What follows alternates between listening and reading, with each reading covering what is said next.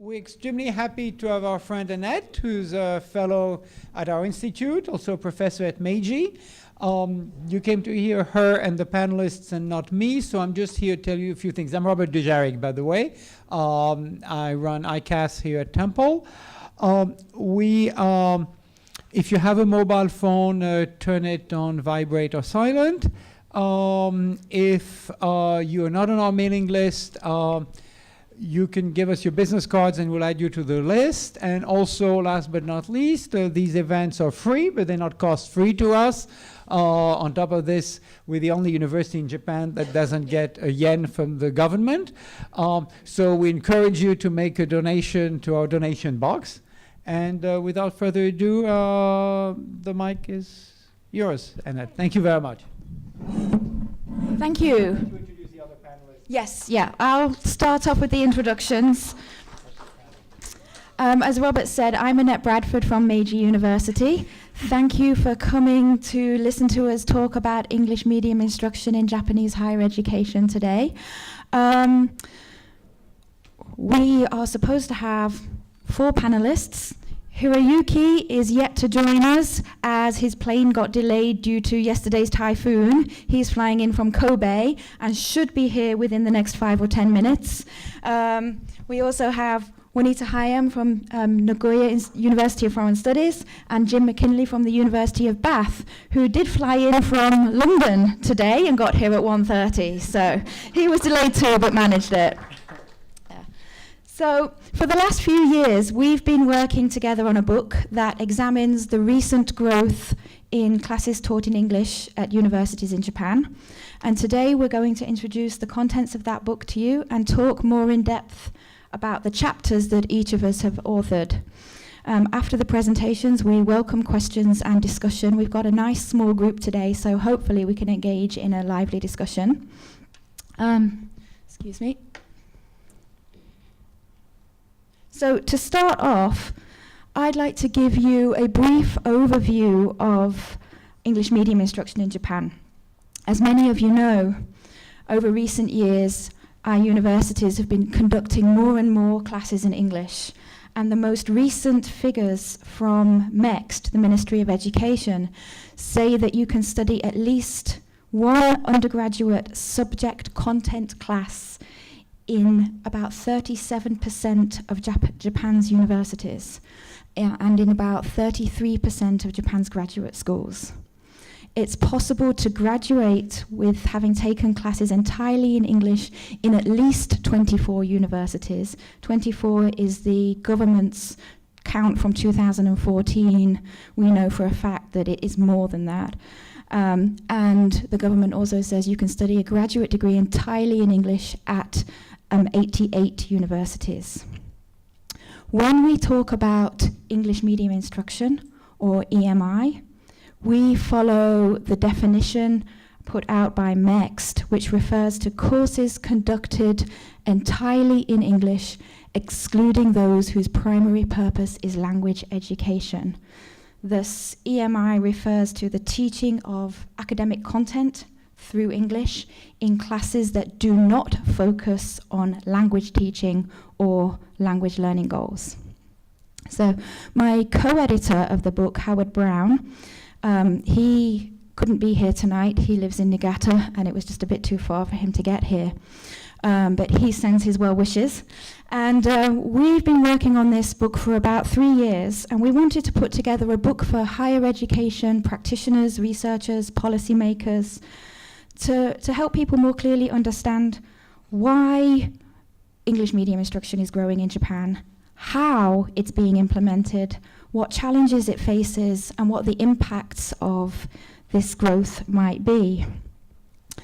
The book is divided into 6 sections. For tonight's panel, we have speakers who have written chapters in sections 1, the context, sections 2, the implementation, section 4, student and faculty experience, and section 5, curriculum context, that are short case studies of universities in Japan. The authors will talk in order of the chapters in the book, which means, not surprisingly, I'm going to give you a short presentation about my chapter first. Howard Brown and I wrote chapter 1. So if you're not too fed up of listening to me already, I'm going to move on to talk about road mapping EMI in Japan. And this is a chapter that gives you an overview of the EMI landscape. We chose to use what is known as the road mapping framework to describe English medium instruction in Japan. This is a framework that was designed by Emma Dafus and Ute Smit, 2 European researchers. And they felt that we needed a framework to be able to talk about English medium instruction across contexts. As you probably know, many universities in Northern Europe have been teaching in English for a number of years. And periodically we all get together and, discuss our woes and of teaching in English. And we're all coming at it from slightly different angles. And so Emma and Ute wanted to sort of put together a framework where we could talk about the areas of English medium instruction that are most pertinent to us in our own contexts. And so Howard and I decided to try and fit EMI in Japan into these 6 different sections. And we looked at the roles that English plays in EMI, the academic disciplines that it's found in, how English is managed, who the agents or stakeholders of EMI are, the practices and processes that occur in EMI, and how the forces of internationalization and globalization are acting upon EMI. So the first factor is roles of English. English is the dominant language of internationalization in Japan. The discourses of plurilingualism that we see in Europe are rarely mentioned. So in Japan, to sort of be international usually means to be able to communicate and function in English. Most English medium instruction is carried out by domestic faculty for domestic students. And so English is usually an additional academic language, not a lingua franca in our institutions. The vast majority of our international students are from China, Korea, and Vietnam, and so they mostly study in Japanese. So even in a mixed international domestic student classroom, students often share Japanese as a common language. So when they're studying in English, English is usually limited to their academic studies. They don't converse in English outside of what they have to do for class.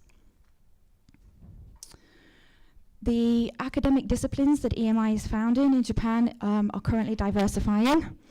At the undergraduate level, EMI courses tend to focus on the humanities and social sciences. In a nationwide survey that Howard Brown carried out a few years ago, he found out that about 60% of the courses that were offering EMI were offering courses in these 2 areas. Universities that offer full 4-year, full-length academic degree programs in English, though, have increasing numbers of engineering and natural sciences courses. One worry that we have for our students in Japan concerning academic discipline is that they may lack socialization into their discipline-specific academic literacy, which means they're not receiving the guidance they need to be fully functioning students in the discipline that they're studying in English. To be successful in English or in your native language, to be successful in academia, students need to be aware of the discourses that are governing that subject that they're studying. They need to be aware of the specialized language. They need to be aware of the curricular elements, such as the forms of assessment and things that are usually done in that discipline. But many of our EMI students in Japan are not receiving tuition in any of those things. Content teachers that are teaching them, political science, for example, often see this academic literacy development as the domain of English language courses. But often we don't have coordination between our English language courses and our discipline-specific content courses. And so English language teachers are not teaching the students the literacies of their discipline that they're studying, and the content teachers are not really teaching them either. So that's a big worry that Howard and I both have for our students in EMI classes. The next factor on the framework is language management. Language management refers to language policy statements made by governments, institutions, and other stakeholders. And in the case of EMI in Japan, these policies are most noticeable by their absence, really. Despite the dominance of English for internationalization, the government doesn't refer to English as a medium of instruction. You might think, well, why does that matter? The government, when it talks about English medium instruction, uses the Japanese phrase that often translates to lessons conducted in English. And this term focuses attention on language use at the level of classroom practice, rather than formalizing the status of English. And this creates problems for things like funding and support, employing administrative staff to help our international students. English is seen as a classroom or program level thing that's just done, and not something that is the responsibility of people sort of in the wider university. So the fact that there aren't really any language sort of overt policies mentioning English as a medium of instruction will always keep EMI sort of on the periphery in our universities. Agents. It's important to think about who the stakeholders are in English medium instruction, as their rationales for wanting to implement it shape the type of programs that we see. At the national level, MEXT and KDANREN are driving, KDANREN, sorry, I always have trouble pronouncing that. They are major actors driving EMI. MEXT has introduced several high-profile funding schemes to support EMI, specifically to attract international students to Japan and to encourage Japanese students to study abroad. And KDANREN is a leading voice in the call for universities to foster global jinsai, so internationally or globally competitive individuals. At the institutional level, we see a range of implementation strategies for EMI. We've got some universities that are introducing whole departments or whole faculties where all of the classes are in English. We see some universities where there's just one or two programs. And we see some universities where there are just one or two courses taught in English. And this last one is perhaps the most common across the nation. You know, there's a lot of ad hoc implementation where there's just a couple of courses taught in English at universities, so that the university can differentiate itself from others and advertise that it's doing something international. At the individual level, we find that faculty working in EMI programs have quite a lot of agency over their own courses. They have a lot of input into what they teach. Nobody is really sort of looking over their shoulder. But they have little voice in the university's overall mission. Japanese faculty members and international faculty members both teach EMI classes. However, the international faculty members that teach in English are often short contract workers, adjunct faculty members, and the Japanese professors who are often involved in English medium instruction are often younger professors that again are employed on contracts. So they might be very enthusiastic about their English medium instruction classes, but they don't really have any voice in in the faculty meetings, and so it's hard to imagine that a lot of EMI programs are really going to stay there for the long term as these faculty members move on. And we see the same with administrators. Many of the administrative staff members who are in charge of implementing some of these newer programs are short-term contract staff members. And so, again, they might be enthusiastic about implementing the program. They might have lots of good ideas. After 3 or 5 years, they move on, and a lot of that institutional knowledge is gone. And so it's difficult for the programs to sort of keep momentum and stay there. Students, a very important agent in EMI classes. In Howard's nationwide survey, he found that less than 10% of the student body in universities that offer English medium instruction usually take English classes. And the students that do take English medium instruction classes are mostly Japanese students. And this runs contrary to perhaps a lot of people's expectations when they hear of the Global 30 program and the big government funding schemes for introducing English medium instruction into Japanese universities. They immediately think that these English programs are for international students. Actually, across the country, there are more Japanese students studying in English than there are international students. Practices and processes. So academic practice in English medium instruction programs are influenced by Japanese academic norms, notions of Western pedagogy, and the realities of the EMI classroom.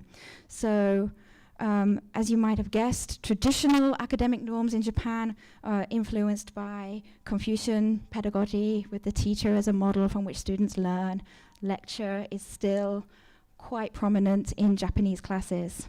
However, in EMI classes, this is evolving as there are more calls for transparency and quality assurance, more focus on student learning outcomes, and also there are pressure from international students who want to be able to transfer their credits back home. So professors are now having to pay more attention to syllabi, forms of assessment, things like that, so that they can prove to the universities overseas, what the students have actually been studying and learning. In addition, EMI is influenced by Western pedagogy, often because international professors or Japanese professors who have studied overseas are teaching these classes, and they have a specific idea of how classes in English should be taught. And they're also changing because of the realities of EMI classrooms. When you've got a classroom of students of mixed English ability, professors are finding that they're having to adjust their teaching practices. The old lecture style class sort of doesn't work for them anymore. Internationalization and globalization. Universities that are implementing EMI are seeking to balance the global and the local forces that are acting upon them. So EMI is often touted by the government and MEXT in particular as a strategy to enhance the competitiveness of Japan, its higher education institutions, and its students. We know that EMI supposedly can attract top-level talent and help to improve Japan's position in the university ranking tables. At the same time, EMI can be seen as a response to local demographic pressures. Japan is facing a shrinking cohort of university-age students. I'm sure all of you have heard of the 2018 problem, when the number of 18-year-olds is going to drop below 1 million, I think, for the first time in a long time. And so, despite very high tertiary enrollment rates in Japan, our universities are starting to see excess capacity. And so EMI is seen as a way for smaller or second, third, fourth tier universities to differentiate themselves and attract good Japanese students. So you would think that the global forces acting upon EMI and the local forces should be complementary. Like, we need English medium instruction. However, universities are struggling to manage or to balance these global and local forces. Often in universities, we're seeing some programs that are designed for domestic students and some English medium instruction programs that are designed for international students. And universities are having a bit of trouble trying to design programs that will cater to both cohorts of students at the same time. That sounds a little bit negative, but I'm going to wrap up now with a little bit more of a positive note, because when I talk about English medium instruction, I often come across as negative, but I don't feel that way. I feel that our universities are doing good things, and our universities and the people designing those programs are recognizing the difficulties that they're having and the problems that their programs are facing. And the number of coordinated EMI programs where subject teachers talk with English teachers and departments talk about internationalizing the curriculum, these kind of programs are growing. And I do think we're on the way to providing very good quality EMI programs for our students. And right on cue here, as I am wrapping up, I am going to pass the mic over to Hiroyuki Takagi, who I'll give him like a minute to catch his breath, but he's going to talk about internationalizing the curriculum and how EMI is helping to do that. Okay. Yes. Would you prefer to have a rest and Juanita talk next? Yeah, okay. Yeah. Okay.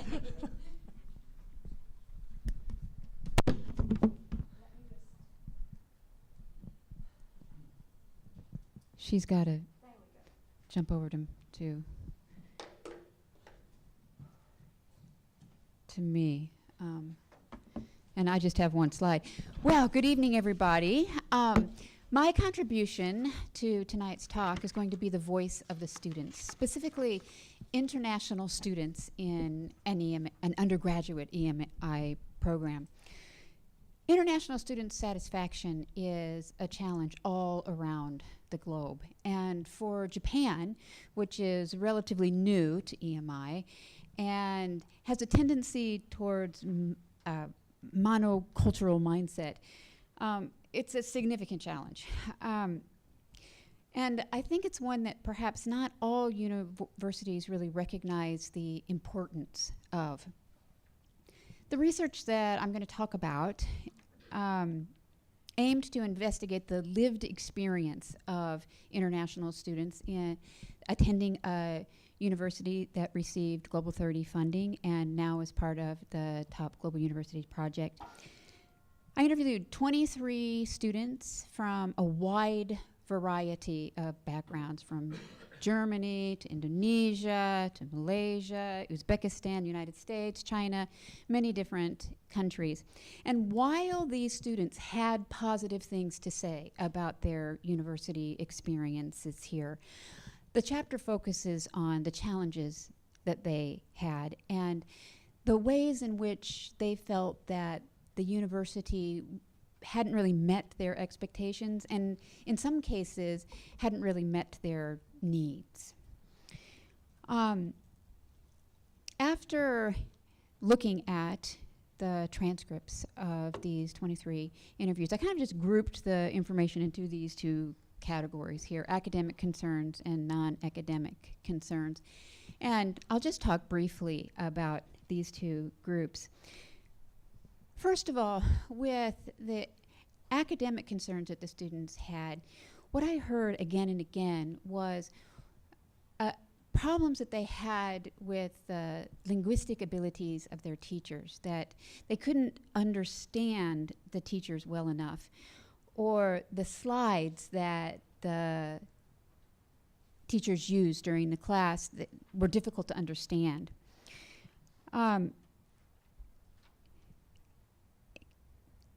As a result of these things, the students felt that the teachers couldn't really delve into the content of what they were teaching. So they felt rather that they were getting a watered down version of the particular class. And I think that coupled with this problem was the teaching style, something that Annette mentioned before about how the traditional Japanese classroom is conducted very lecture-focused, teacher-centered.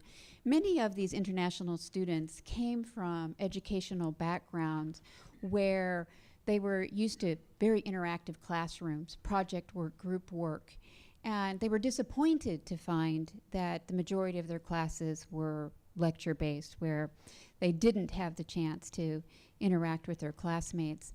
And this combination of not really getting the depth of content that they wanted from the teacher because of the linguistic challenges of the teachers. I'll add here that many of the students felt that their teachers were very able and knowledgeable about their subject matter, but they were limited by their English ability. So coupled with that, they're not getting it from the teacher, and because of the teaching style, they didn't have the opportunity to learn from their peers. So it was kind of a double jeopardy situation. And the students were disappointed, and a few students even said that they felt that in high school they had learned more than they were in their university classes. Alongside these academic issues, a lot of the students' concerns came from non-academic things. So I've got these three up here. Settling in was one that I heard repeatedly. Most of the students that I interviewed had no or very little Japanese language ability when they arrived. The university that they attend, like most universities in Japan, does not provide dorms for the students. So that meant that these students who had almost no Japanese skills had to find an apartment for themselves and a bank account and a cell phone. And those things were very difficult for these students, extremely stressful. And when you think about it, it really is monumental what is being asked of these students. When they're 18 years old, they've never gotten an apartment in their own country in their own language, yet they have to negotiate this themselves here in a foreign language. And one student described it as nightmarish, and I think it would be nightmarish for me. So that's a problem, but the university has the view that they need to treat all of the students the same, and they're not helping any other students find housing or set up bank accounts and those kind of life skill things. So they felt that it wasn't their responsibility. But the students feel that their case is different, that they don't have the linguistic skills, and in order to be accepted into the university, they had to prove their proficiency in English. But English does not translate into a life skill that's useful for setting up and settling into a life here. So they have expressed a feeling that it's unfair for them to all be treated equally, because actually the starting point is not really the same. Social support was another thing that the students often talked about. And with this, I found that all of the EMI students were friends with other EMI students. A very few of them had Japanese friends. And the majority of the students, that few number of students that had Japanese friends, had those friends off campus. They hadn't made the relationships with other students on their campus. And that was very disappointing to them, because they had come to Japan thinking that they were going to make these Japanese friends and to develop a connection with Japan, and they hadn't. In addition to this, the students had seen how important circles or club activities are in the social networking system of Japanese university students, and they wanted to participate. But it was difficult for them to get in. While there's a big pamphlet in Japanese and there's orientation and recruiting from the circles in Japanese, there's nothing in English. A few of the students managed to get into some circles, and once in, they found that it was very difficult to participate because of the linguistic barriers. And also, the Japanese students didn't quite know what to do with these international students. And the students thought that, the EMI students thought that it would be great if the universities could provide some kind of guidelines for the circle leaders about how to bridge the linguistic gap and to provide support for the international students.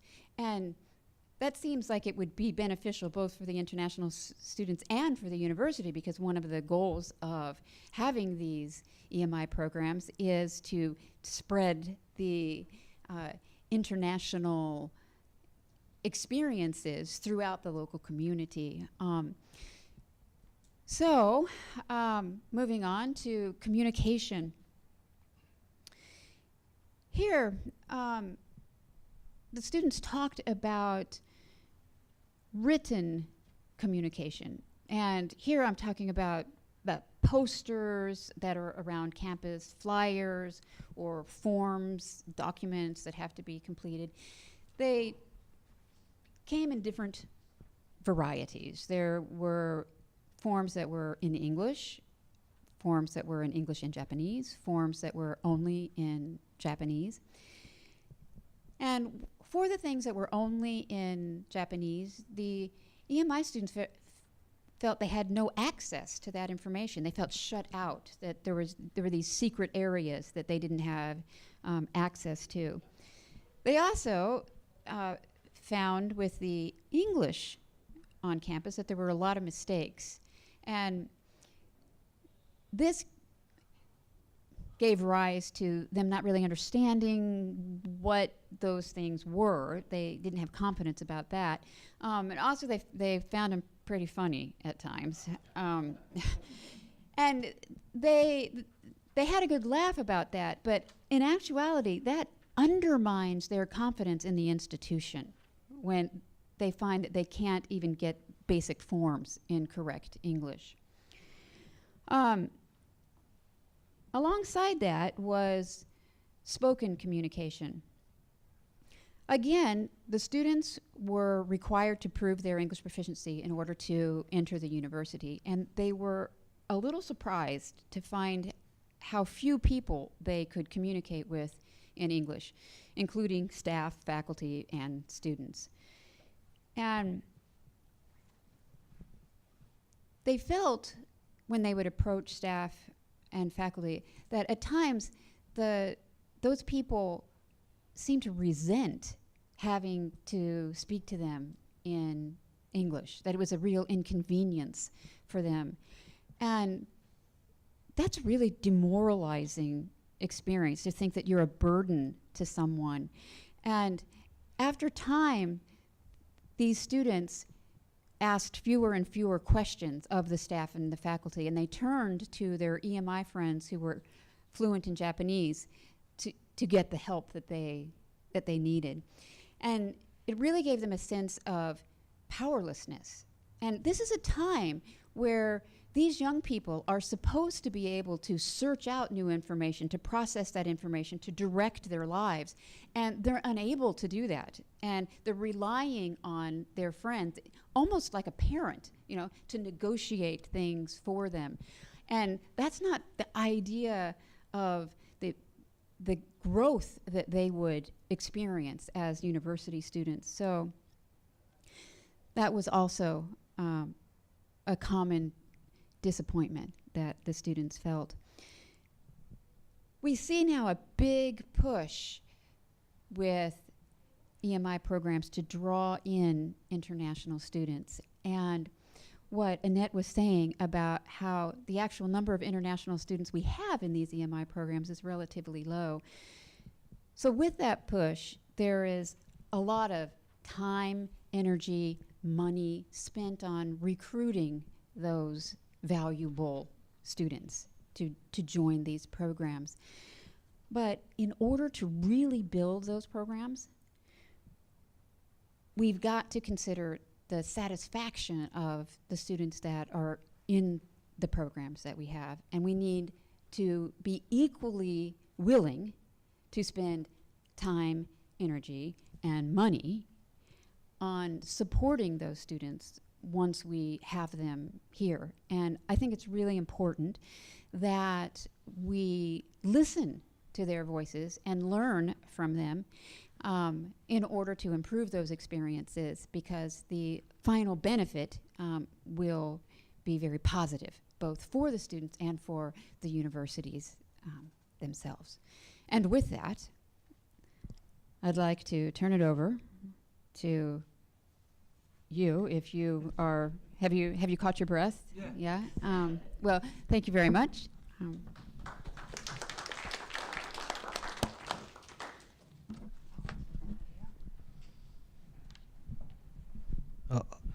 Okay, first of all, I'm sorry for late, because my flight was delayed. My flight from Kobe was delayed for 1 hour due to a typhoon. So I'm sorry for that. Okay, from me, I wrote a chapter for this book.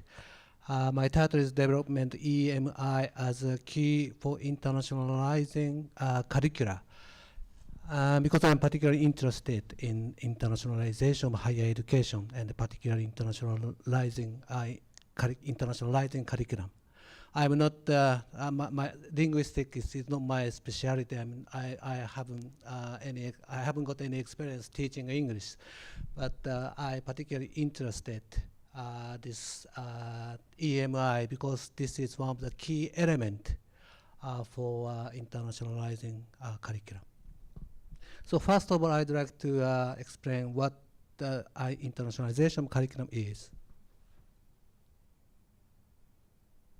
So this is a definition by one of the key researchers in this area, and I call it IOC.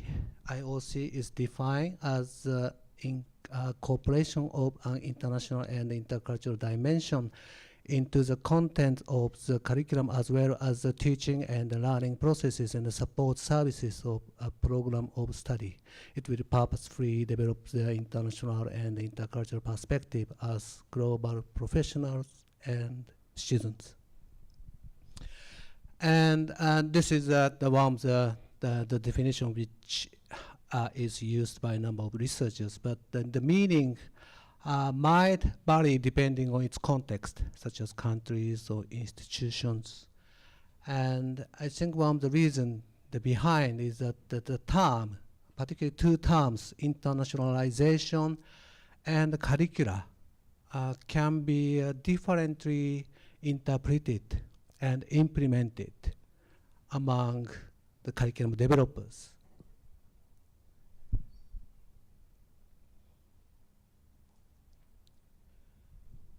In terms of internationalization, two main types of approaches to internationalization have been identified by the several researchers and maybe in practice. And the one is competition type of approach to internationalization on your left-hand side. And this type is adopted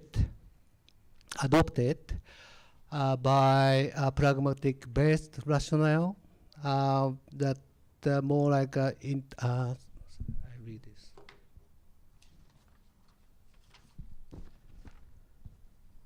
This is led by external demand and extrinsic stimuli, and more like business and market driven for example, student recruitment or getting higher position in the world university ranking. And this is often run by top-down operations, which require staff members to actually comply with government or institutional policies. And this takes local and national positions in order to meet a primary need of local and national client. And the home international students have different agendas, and therefore different learning goals and opportunities are set for each home and international student. And in contrast, the cooperation type of approach to internationalization is used mainly by value-based rationales. And this is associated with internal rate and intrinsic stimuli, and it is more academic and culture driven. And it's emphasized international exchange and the collaboration with partner universities, for example. And this is more, this is run by mainly the bottom-up operations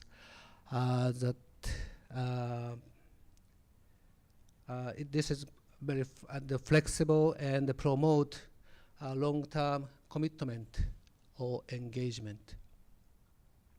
And it takes international positions to meet international need of international student as well as home student, because it sees the home and international student have one agenda and set equal learning goals and opportunities.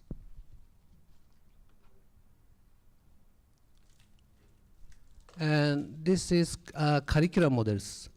The curriculum models also have been explained in reference to two contrast the models. The one is product model and another one is process model.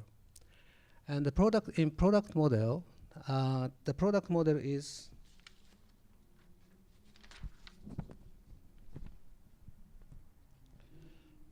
is adapted to achieve the primary cognitive objectives that include acquisition of disciplinary and specialist knowledge and skills, and it is and aim at the helping student to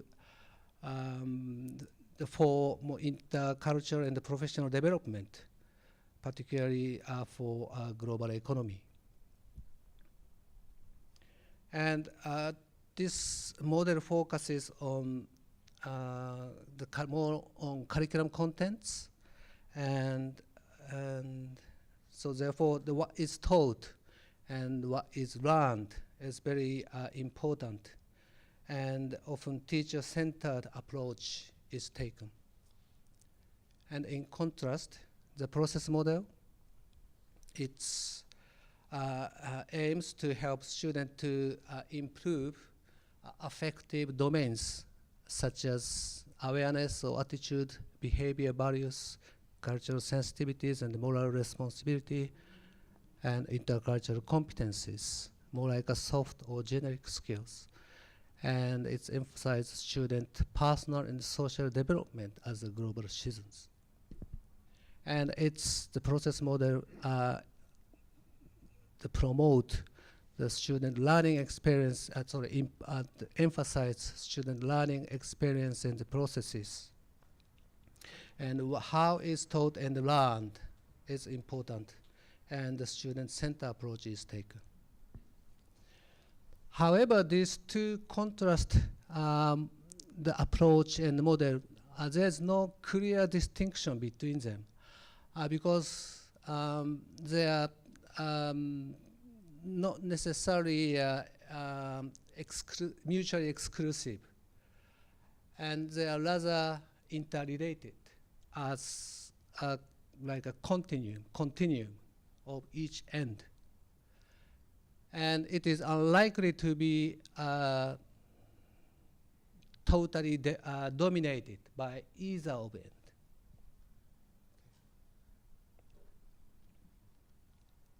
Then I propose the conceptual framework of IOC by linking to the types and models by this 2x2 matrix. And the four actually the patterns of IOC are created.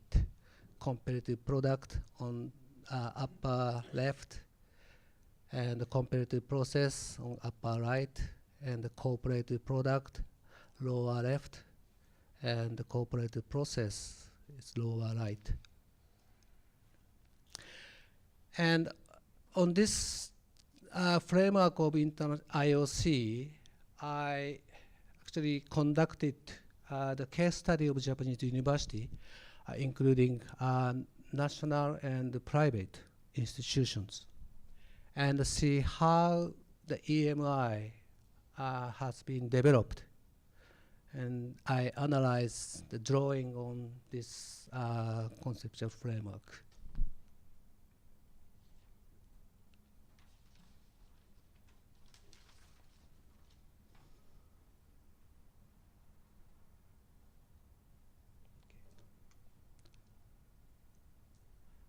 So there are several, what I found, there are several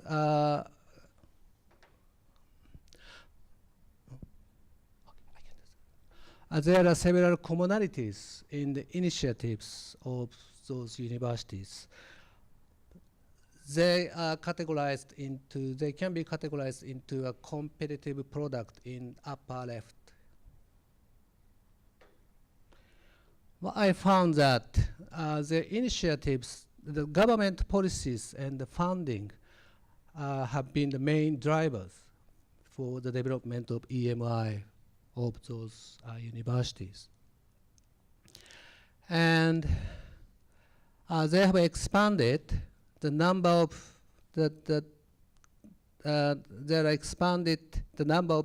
EMI courses as well as English courses, English teaching courses, mainly for Japanese students to learn, to understand specific disciplinary knowledge in English. And they also, university have a number of international students, but they offer the program separately for international students, such as Japanese language, teaching Japanese language, or Japanology, or Japanese business, something like that, which is separated from those courses designed for Japanese students. And these courses mainly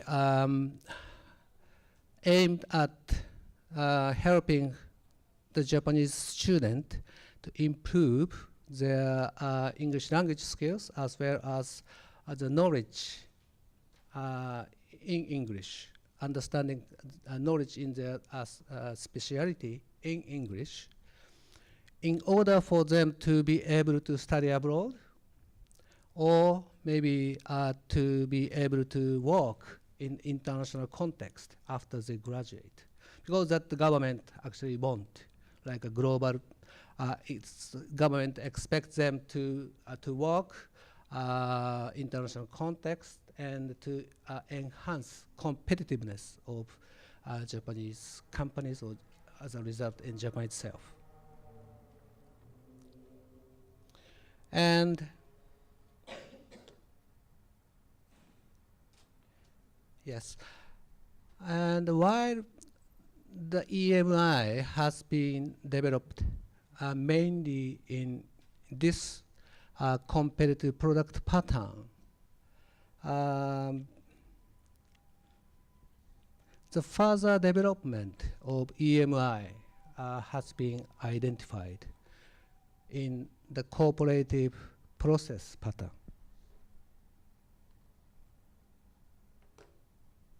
By the number of individual universities or faculties. And those, they have offered the number of EMI programs or courses that are designed for both international and home students to study together. And they emphasize the interaction between them and also active participation, so-called active learning. It's really buzzword in Japan. The government really want to promote active learning, not only higher education, but also school education.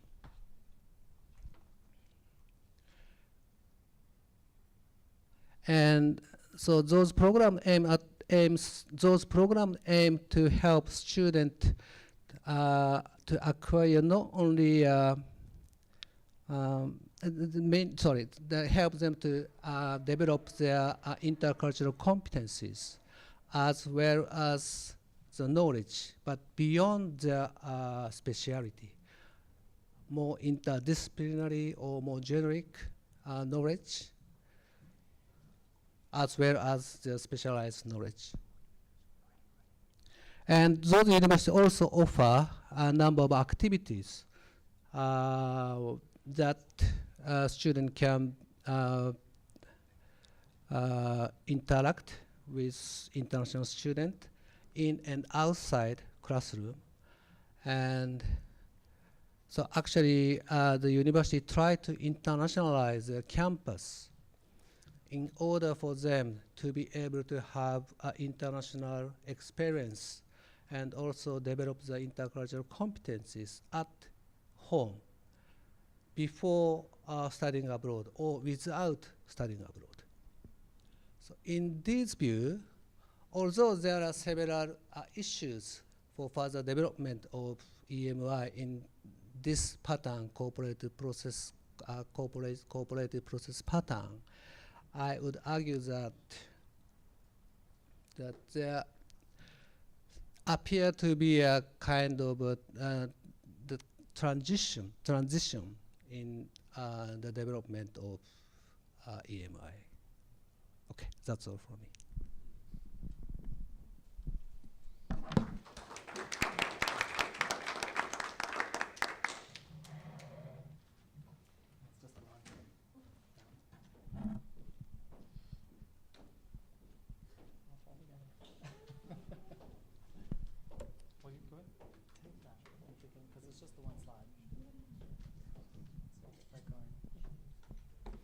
Hi, everyone.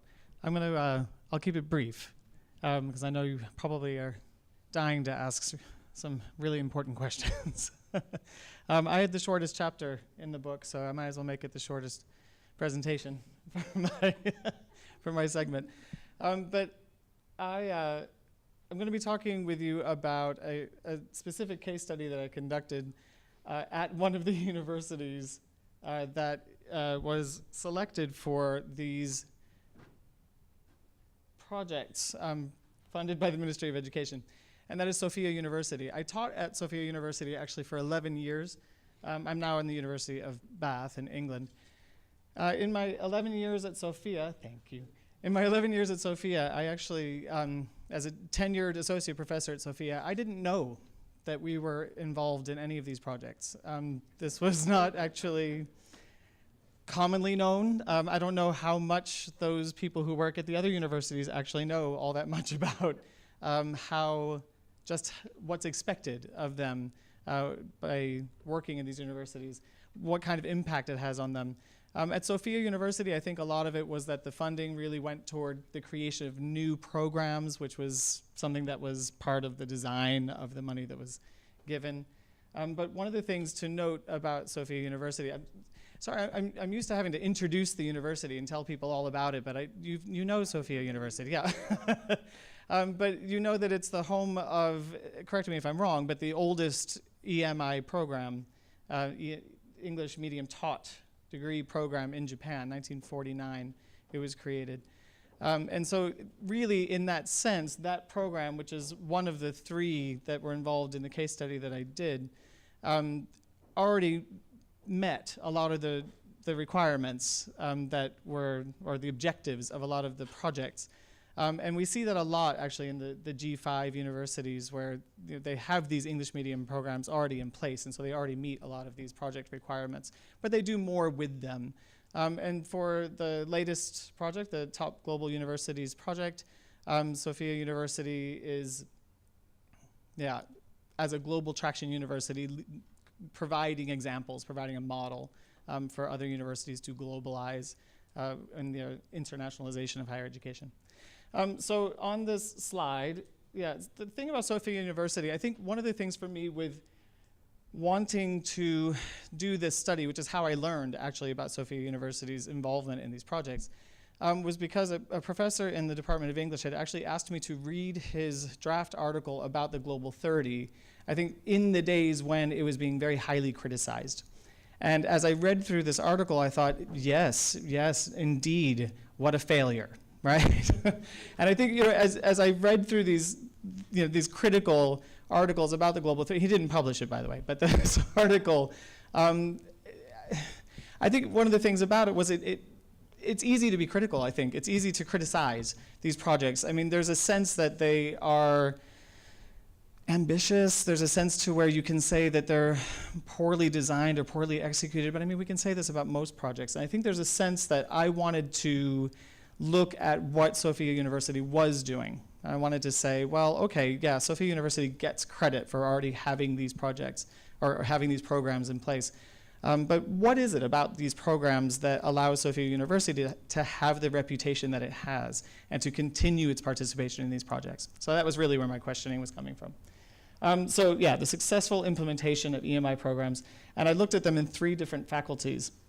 And I separated here these ideas about global approaches and global studies because I think this is one of the things about looking at how these programs may be examples of successful implementation of EMI. The idea of a global approach, I think, has everything to do with the idea that they recognize their history, right? So the first EMI program was based on an American university liberal arts model, right? And that model, then we see that also getting picked up in not just Japanese universities, but other universities around the world, where this idea that the American liberal arts model is one that translates well into other places. Of course, we're also looking at world rankings and how well American universities do.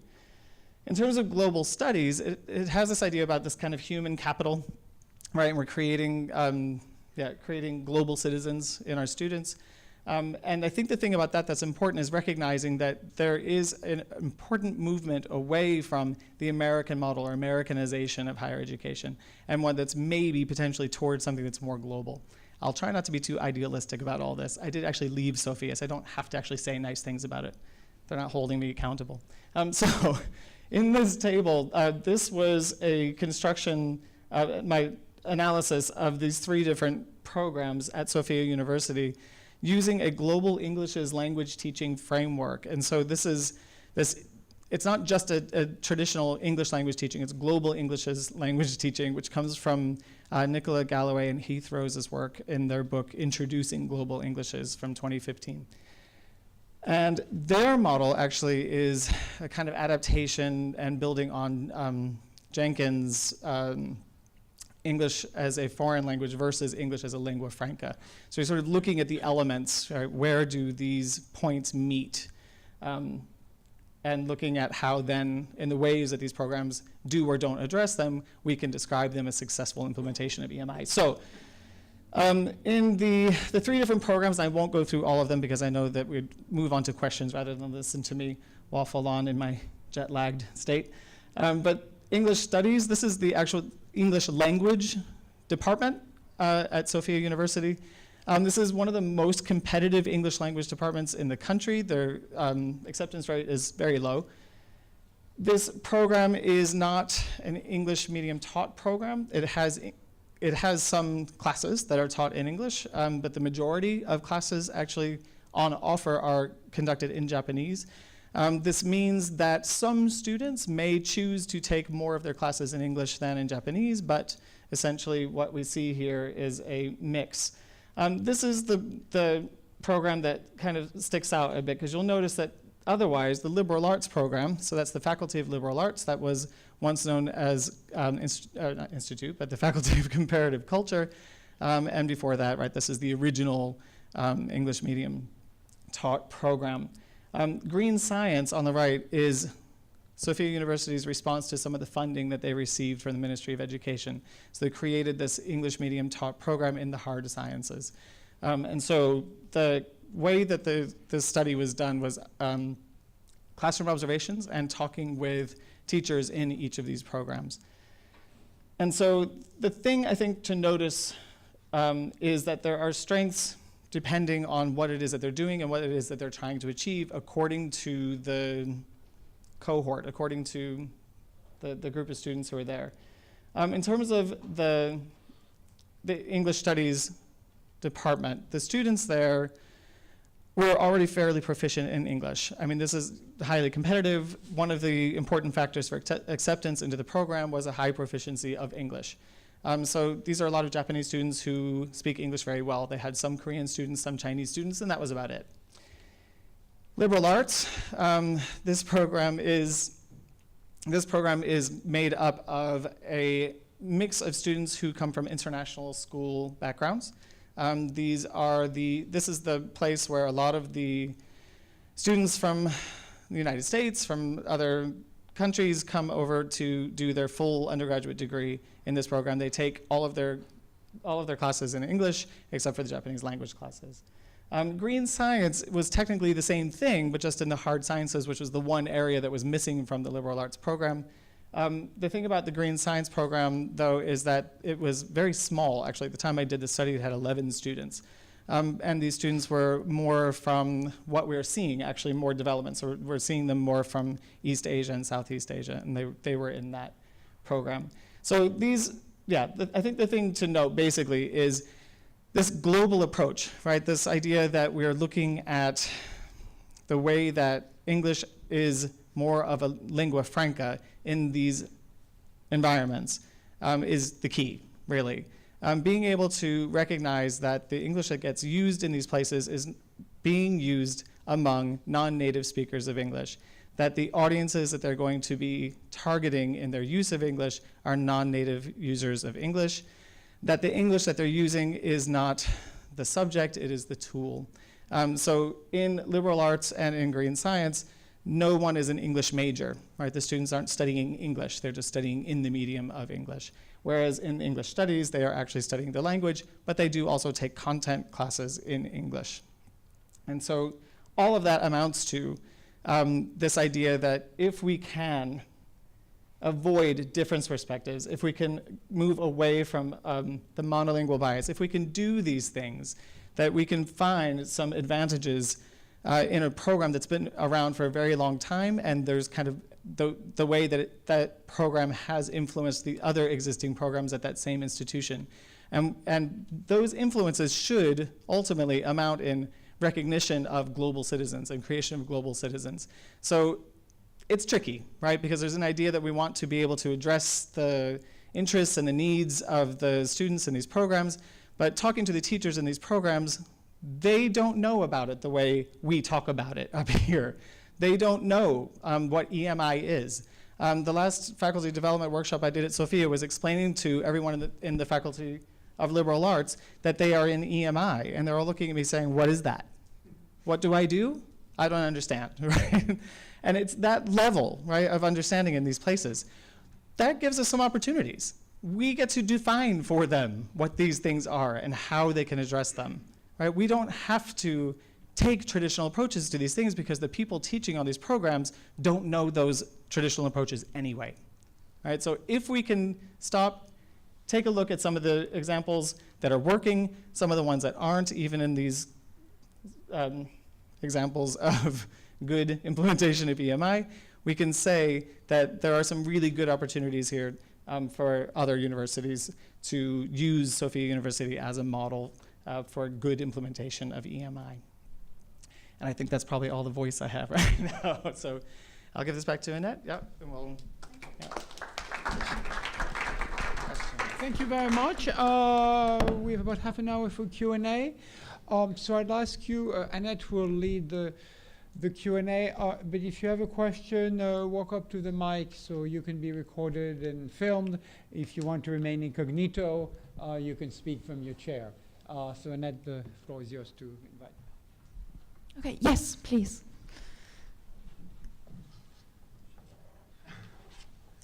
Good evening. Nice to see you again, Annette. Nice to see you. And thank you for your presentation. And Juanita, thank you for your comments. Most insightful. Dr. Anthony Fenton, I'm at Jose University, adjunct professor there in global studies. As I listened to each one of you, and thinking, what is a thread that kind of cuts through here? And of course, my area of interest is in quality assurance in higher education. And when we speak of quality assurance, I'm referring here to a CMAP that I did a few years back. And internationalization, we talk about knowledge transfer. So borrowing, mirroring, lending from different institutions or different contexts, if you will. And those could be abroad or they could be within the country itself. And with that, areas that fall within that zone, research, management, services, operation, programs, affiliations both national and international, so academics. Has any one of you at any point in carrying out your research, did any one of you come upon an instrument or an evaluation tool that incorporated some kind of assessment that went beyond mere student evaluations, that looked at quality assurance, that had quality assurance measures or indicators, descriptors, features, that was really comprehensive in that it incorporated the different functions within the university in terms of internationalization? That's one question I have, part one. So I'll stop there and then I'll come back after we give you a chance to reply to others have questions. Anybody have an answer? I mean, I can say that no. I mean, having that measure, that quality measure would be absolutely amazing. Essentially, we can look at things like exam results, and we can look at what the graduates go on to do. So if we're looking at our alumni records, so in terms of the graduate schools that they go to, the jobs, the companies they go into, I mean, we could do it that way. But yeah, like a neat and tidy quality measure, I don't think we have anything. I think Shingo will be able to answer that more. Hiroyuki and the guys at Hitotsubashi University have been developing measures of quality in EMI programs. Shingo, do you want to add?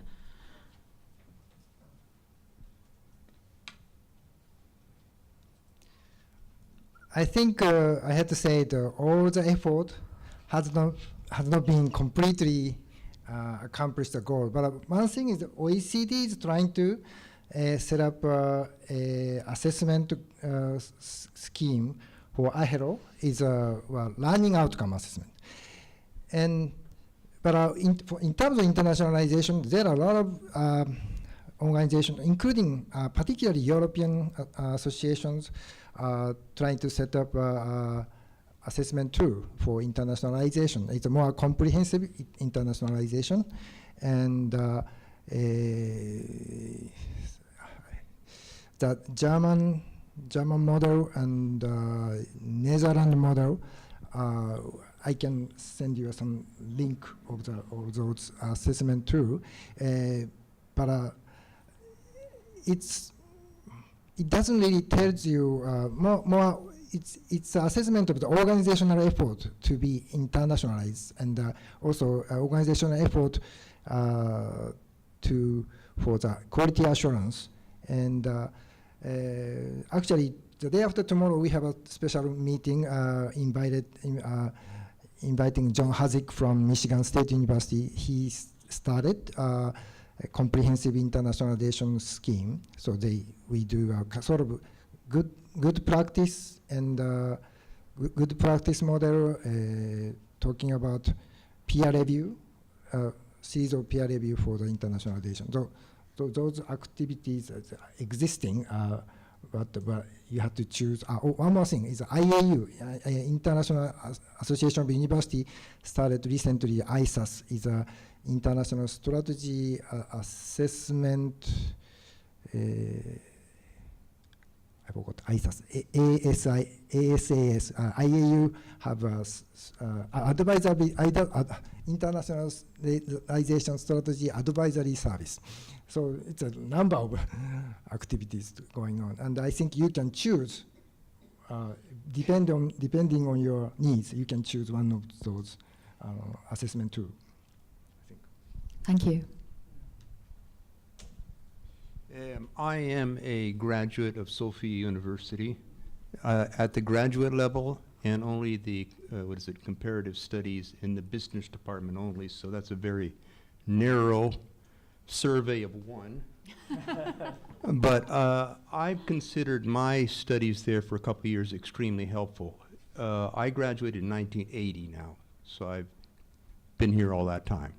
And I started working for a Japanese company.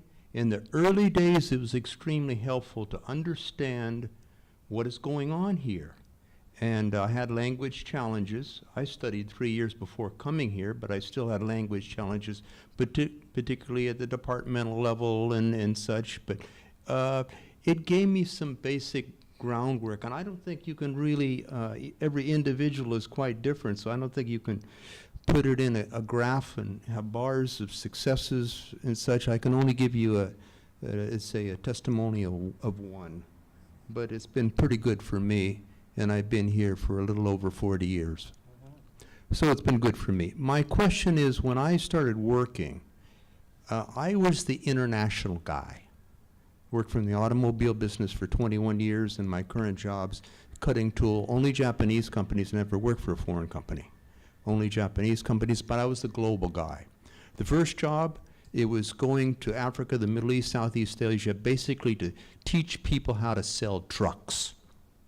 Now these people are not university graduates, they have horrible language skills.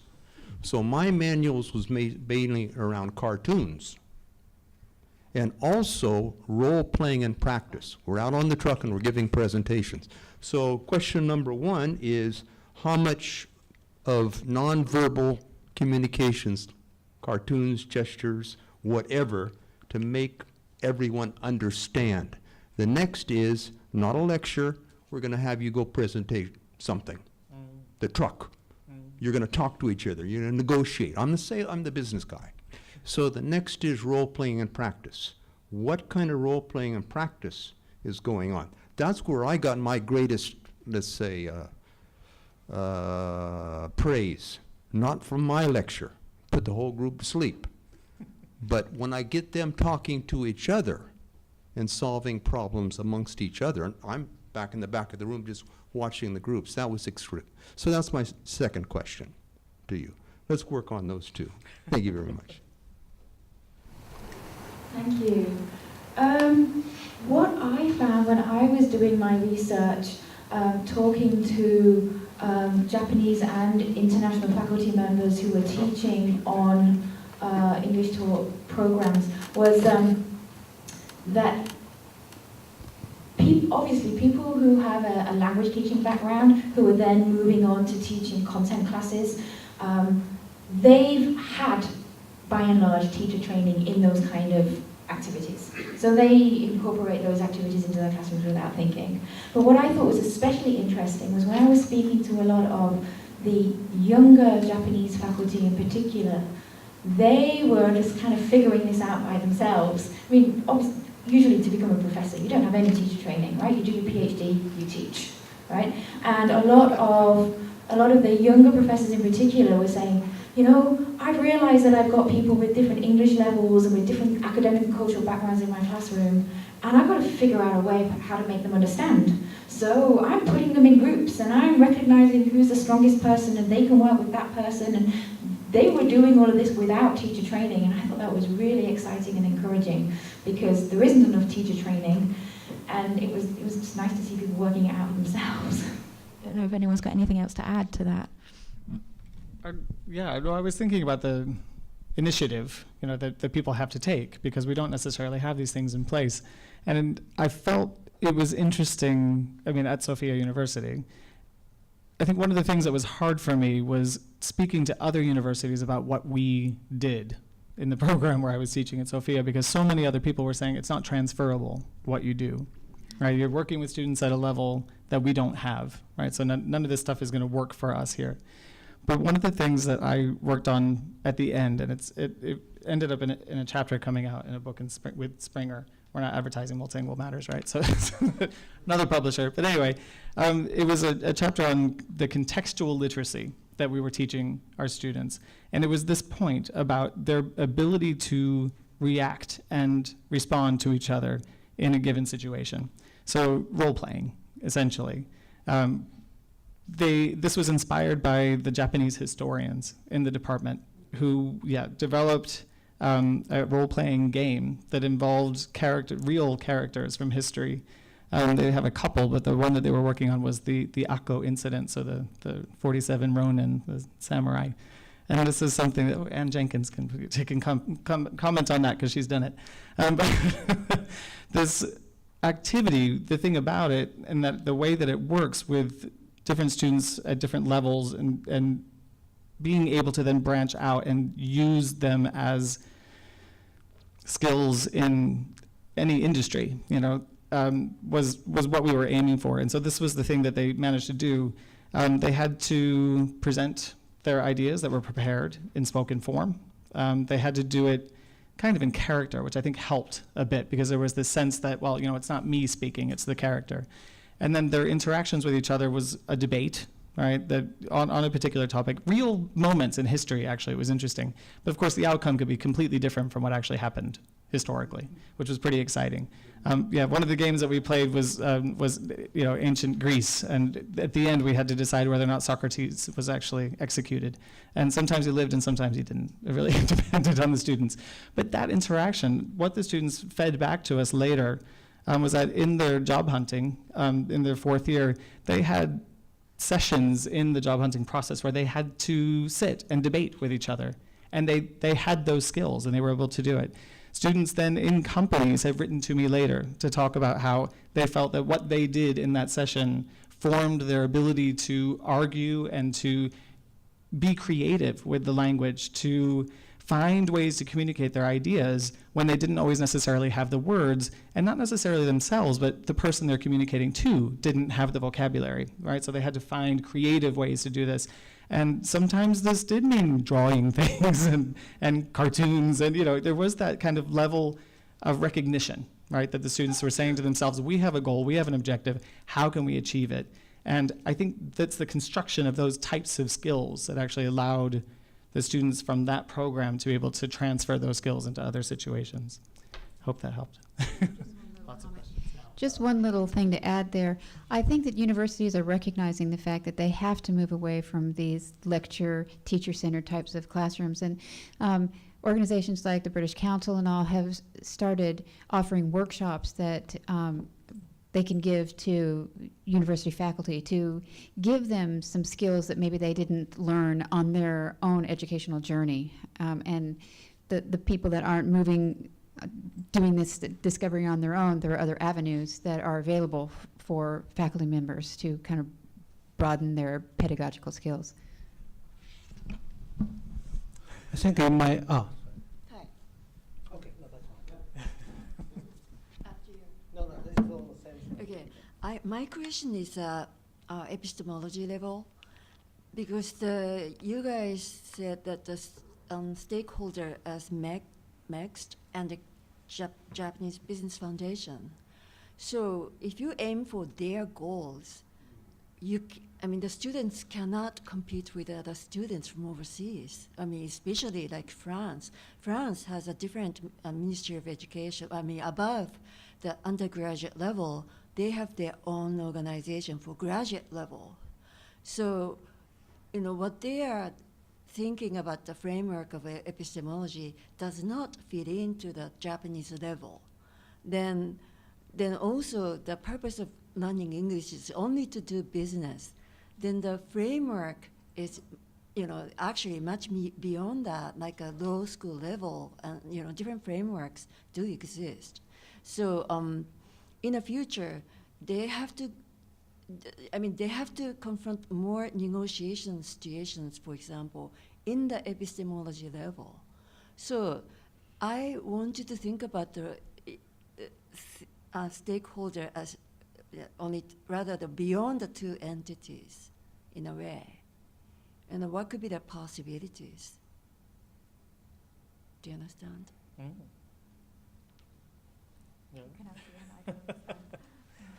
All right, yeah, I think just briefly, my reaction to that is related to the idea that we have things that are being learned in Japanese universities that are unique to Japan and that take advantage of what Japanese culture has to offer in a way that is accessible on an international level, right? So bringing together students from multiple backgrounds, of course, is a kind of easier route. So we see those kinds of examples. We read about them a lot. We were both talking about the mixes of students in our contexts. But most of the higher education contexts in Japan are solely Japanese. I mean, we recognize that. A lot of the arguments are that is going to change. But I think there's also a recognition that even if the students in that situation are only Japanese, that they are still managing to understand that they are stakeholders as well, that they're extended environments, right? So it's not just a matter of ministry policy and university, and I mean, the teachers aren't even really involved. You know, like I was saying, we didn't even know that we were part of these projects. But there is recognition, I think, even in those levels where the students are understanding what direction things are moving in Japan. I mean, I may be too optimistic with this, I don't know. But I feel like there's a sense that the students do recognize themselves as stakeholders. Right, and for example, why did I bring the example of France? France has decided to take a direction towards the mixture of science and the social science and the humanities. In case of Japanese university, science is science, period. They are not collaborating with the humanities and social sciences, except for very few. So in that sense, there was no really dialogue. Discourse dialogue does not exist. So if you follow only mixed framework, this is a dead end. So that's the point.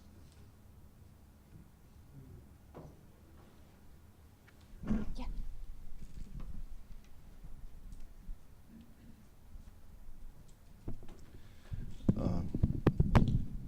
Hello, let me introduce myself. I'm Andrew Horvath.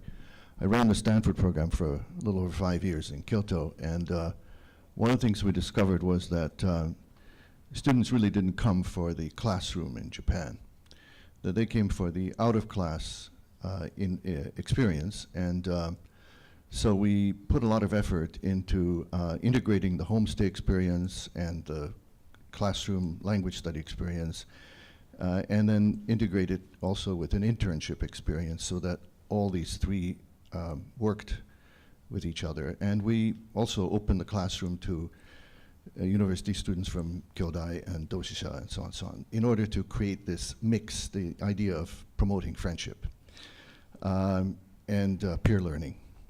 So one of the things I was waiting for was this opportunity to hear something going on like that in a Japanese university. And I now teach at a Japanese university, and we're, of course, working on this as much as we can. But we find that Japanese universities are not geared primarily towards this out-of-classroom international experience for foreign students. And that, I think, is one of the reasons why they are so unhappy here. The level of classroom instruction may or may not be as good as abroad. We find that our our European students, those from Eastern Europe or from Germany, are also used to being lectured to, so it's not quite that problematic, I think. But one thing which really is problematic is that people are coming for an opportunity to interact with local people, and they're not getting it. And because they're not getting it, they're going home quite dissatisfied and unhappy and disappointed and want to go to another country. To what degree is there a recognition of this in your survey? Have you noticed that maybe that the stakeholder, the only real genuine stakeholder in this process is the student? That's all. MEXT and business is they're supposed to be enabling, helping the students. That is, if they want to get students who will want to help them. Thank you. Well, Juanita, this calls to your study, doesn't it? But I mean, from my experience, I would say, yeah, there's not really any recognition of that, which is why the students are feeling unhappy. But do you want to take it up? Yeah. From my experience, the universities do not feel that it's their responsibility to support students socially. They're an academic institution. And the example I used earlier with the circles, for Japanese students, part of the maturity of an individual is in Japanese culture is the socialization that happens within the groups, and particularly within circles at the university. And those things are relatively hands-off by the administration at universities. So historically, it's been left to the senpais to bring up the next generation. So they don't have any experience. They don't feel that it's their responsibility. And I think that it's a big cultural shift for universities to first realize the need for that and to figure out what steps to take in order to move toward supporting students in that way. So I agree completely that it is a serious weakness, and it's one that universities don't necessarily see as a weakness.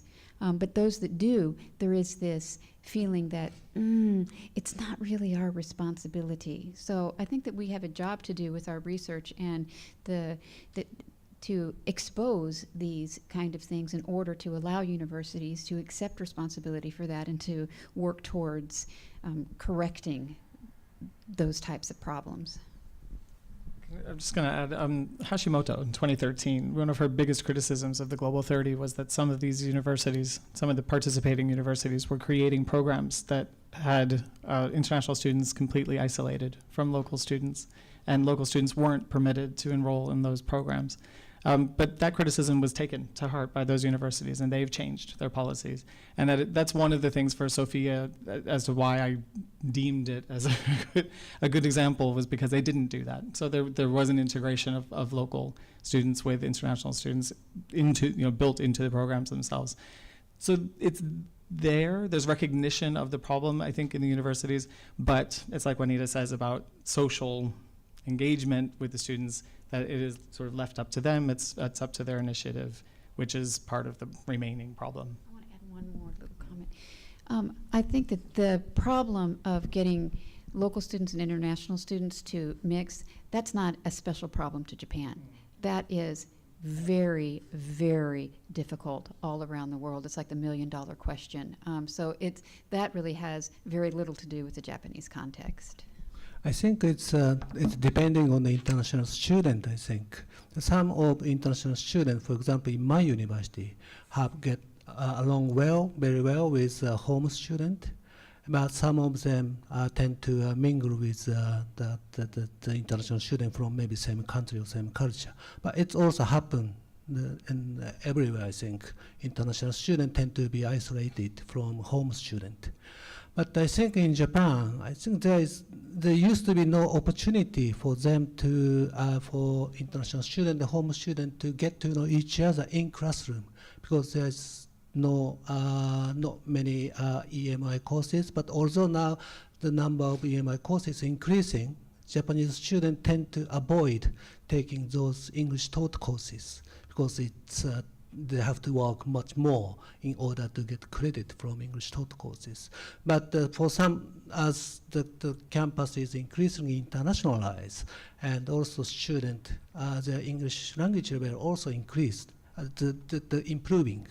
So I think there is more opportunity for them to know each other, not only classroom, but also, I think, outside classroom. I think we have time for one more question, right? It's not much of a question, it's more of a comment. I'm a senior here at Temple, and I had the fortunate experience of actually attending Toyo University in a credit exchange program. Now, I didn't take classes in English because I'm currently taking classes in English, so I decided to challenge myself and take junior level, third year level hospitality courses because I thought, oh, well, you know what? These people are going to be dealing with a bunch of foreigners if Abe has his way, so I might as well jump in there and see how that worked. And for the first 2 months, I had a little island around me in a class of 135 people, and I was basically an alien to them for the entire time. And it's interesting because Juanita brought up a lot of points of like the feeling of isolation that international students on Japanese campuses feel. I wasn't even I wasn't even segregated into an English medium environment where at least the Japanese students would see, a group of foreigners and go, okay, well that's kind of, hands off. I don't want to, get into something because my English ability isn't there, or I don't know them, or all different kinds of reasons. I was actually in a Japanese class taught entirely in Japanese, and I was basically ignored the entire way through. So that issue of not being socialized in a way to deal with people, I mean, you're completely correct. No matter where you are in the world, I've studied at college in the United States too, and the Indian and Chinese foreign exchange students in the class tend to also have a little island around them as well. But I was just amazed by the feeling of just isolation that Toyo University, when I walked out, they had like Global 30 like up and everywhere, and I'm going, okay, well, I'm here. Somebody please say I would like to talk. So please, my Japanese isn't in question. So it was just. On a positive note there, I would say as the Japanese students are getting more used to it though, hopefully it's happening less and less. I teach a class where I have mostly Japanese students. It's a small class, about 20 students, mostly Japanese, but an Italian student, 2 Germans. And the Italian was sitting there teaching the Japanese Spanish last week. And I let her get on with it, because I'm like, there's so much interaction going on here. I don't care if they're not learning the content, because they're mixing. And so as they become more used to it, I think hopefully we'll see a change. Let me ask a last question, because along these lines, we've had several of our African American students, and this is something corroborated by our faculty who work with them, complain about the treatment that they get from the police. And mentioning that's also an issue for dark-skinned students. It's not something you hear from white Europeans or white Americans. I mean, I think they may be targeted because young people are generally seen as more criminal than 80-year-old women, but that's a different thing. Is that something you hear from your African American students, or those from South Asia who may be dark-skinned, that they think that the police tend to stop them more often, suspect them of drug dealing, and behave towards them in a way that they don't towards whites or native Japanese? I've never personally heard that, but I really haven't. I only think I've had one student with darker skin that I've taught in my 4 years at Meiji. Yeah, Sophia, I mean, plenty of African American students came through every semester. They talked about it. It came up a lot, and it wasn't just African American students. It was any foreign student actually of any color would talk about it. They said that they would make sure that they had their cards on them at all time because they would be asked to show it when they thought that they shouldn't be. But the African American students would often comment that they had to do the same thing at home anyway, so it didn't matter to them. I mean, it was a case of racism being at a global level, as well, at least for them. Thanks. Well, thank you very much. Thank you, Annette, for organizing the panel. Thank you to all the panelists. And as usual, thanks to our student workers who organized all this, and to Eriko, who is not here, but without whom we couldn't run this. So thanks again.